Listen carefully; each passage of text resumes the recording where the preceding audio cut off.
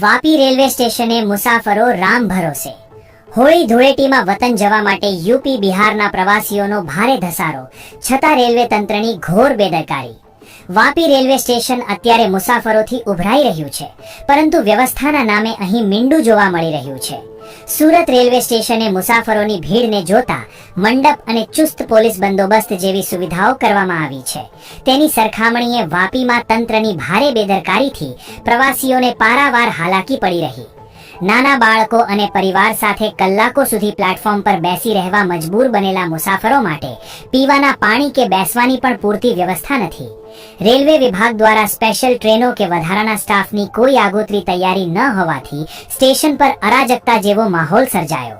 હજારોની સંખ્યામાં ઉમટી પડેલા પ્રવાસીઓને કાબૂમાં લેવા માટે પૂરતો પોલીસ કાફલો પણ ન હોવાથી કોઈ મોટી દુર્ઘટના સર્જાવાની ભીતિ સેવાઈ રહી. વાપી ઉદ્યોગ નગરી હોવાથી અહીંથી હજારો શ્રમિકો દર વર્ષે હોળી પર પોતાના વતન જાય છે, છતાં દર વખતની જેમ આ વર્ષે પણ રેલવે વિભાગ ઊંઘતું ઝડપાયું. તંત્રની આ નિષ્ક્રિયતાને કારણે મુસાફરોમાં ભારે રોષ જોવા મળી રહ્યો. શું તંત્ર કોઈ મોટી હોનારતની રાહ જોઈ રહ્યું